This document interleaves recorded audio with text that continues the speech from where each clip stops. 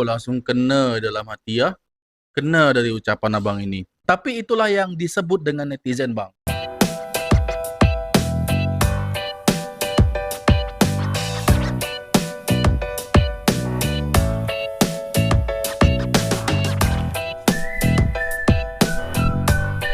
Aku dapat banyak komen daripada rakyat Indonesia tentang video Timor Leste dan salah satu komennya macam ni.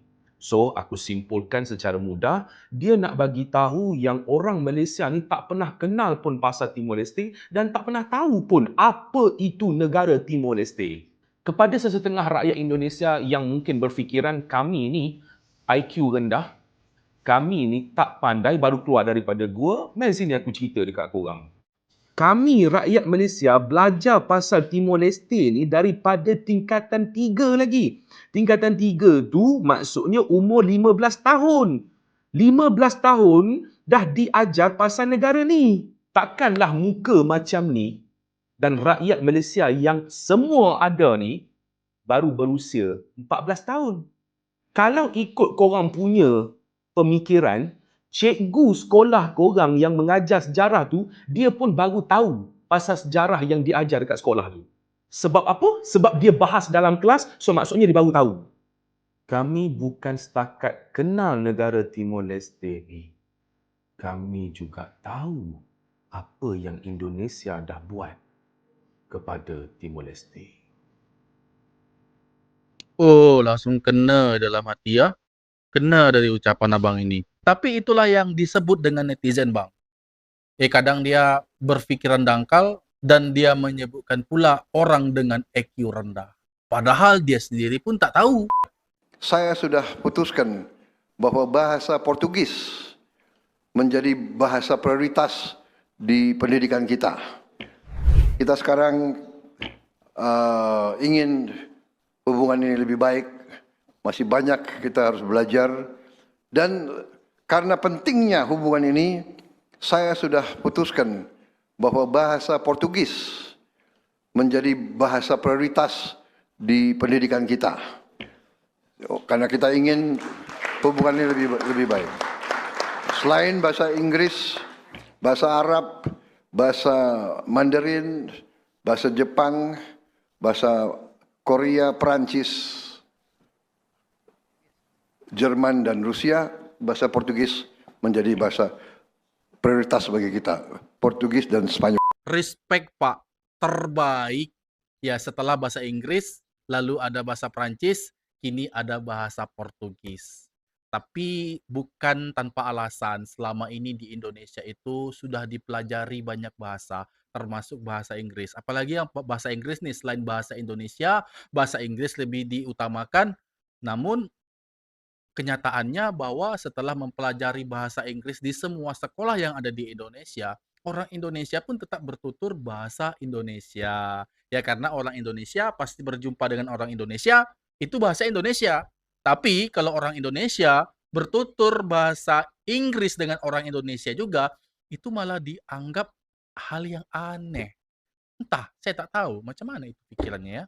Bahasa Portugal akan masuk dalam kurikulum sekolah. Jadi prioritas. Berarti pendidikan jadi alat politik dong. Sini kita bahas. Jadi kalau lo belum tahu, Presiden Prabowo bertemu dengan Presiden Brazil, Luiz Inácio Lula da Silva, pada Kamis 23 September di Istana Kepresidenan Jakarta. Bahas berbagai aspek. Nah, hasil pertemuan ini, Prabowo mutusin tuh buat masukin pelajaran bahasa Portugis di sekolah. Katanya, biar hubungan Indonesia sama Brazil jadi makin lebih baik. Karena Brazil itu negara mitra yang paling penting. Kalau yang belum tahu, Brazil itu bahasa nasional gunain bahasa Portugal ya. Berarti pendidikan dijadiin alat politik luar negeri itu. Eits, nih ya, secara politik negara itu sah-sah aja. Presiden bebas nentuin arah kebijakan pendidikan nasional. Kalau tujuannya memperkuat hubungan diplomatik sama ekonomi internasional. Bisa tuh buka peluang riset dan kerjasama antar negara. Tapi balik lagi, pertanyaan nih, apa urgensinya? Kebijakan itu harus ada dasar akademik dan kebutuhannya. Emang bahasa Portugal seprioritas itu buat siswa? Apa nasib bahasa Mandarin, Arab, Jepang, atau Korea yang tenaga kerja Indonesia Indonesia bertebaran di negara tersebut. Terus, Ah. sekolah, guru, sama sumber dayanya siap nggak? Kalau dasar politik luar negeri, tapi nggak ada analisis kebutuhan pendidikan, berarti politisasi kurikulum dong. Simpelnya aja, pendidikan itu bisa dukung diplomasi negara, tapi jangan dijadiin alat untuk itu. Fakta aja nih, data Indeks Kemahiran Bahasa Inggris IF pada tahun 2023, kemampuan bahasa Inggris masyarakat Indonesia itu di peringkat 79 dari 113 negara. Sekarang pertanyaannya, siapa yang dulu nilai bahasa Inggrisnya masih di bawah KKM? Coba tulis jawaban lo di kolom komentar. Ini kenapa anak-anak di Indonesia harus belajar bahasa Portugis juga ya? Ini kan jadi menambah beban pembelajaran. Belum lagi keperluannya ya, belum seperlu itu. Karena bahasa Portugis itu masuk ke bahasa resmi PBB aja enggak. Negara-negara yang menjadikan bahasa Portugis itu jadi bahasa resmi juga dikit. Salah duanya ya Brazil dan Portugal. Perusahaan-perusahaan Brazil Portugal itu di Indonesia lumayan dikit. Lu jarang menemukan lowongan pekerjaan yang requirement-nya harus bisa bahasa Portugis. Yang lumayan banyak tuh ya loker-loker yang harus bisa bahasa Inggris, Mandarin, Jepang. Karena ya banyak gitu perusahaan-perusahaan dari Amerika, Eropa, Australia, Jepang, Cina yang ada di sini. Kalaupun warga Indonesia ingin berkarir keluar, itu banyaknya menargetkan negara-negara yang berbahasa Arab, Inggris, Mandarin, Jepang. Bahasa Portugis mah dikit gitu. Diaspora Indonesia di Brazil, Portugal itu dikit. Belum lagi masalah tenaga pengajarnya gitu. Emang banyak guru bahasa Portugis di sini. Apa emang harus impor dulu dari Brazil?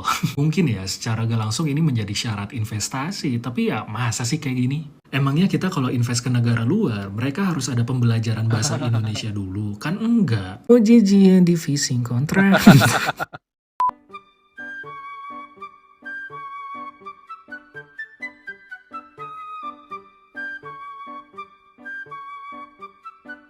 Nah, lebih baik ya kalau menurut saya, karena kita harus berhubungan internasional kepada banyak orang di luar sana dari negara luar, apalagi bagi orang-orang Indonesia yang ingin bekerja dimanapun, itu utamakan bahasa Inggris ya.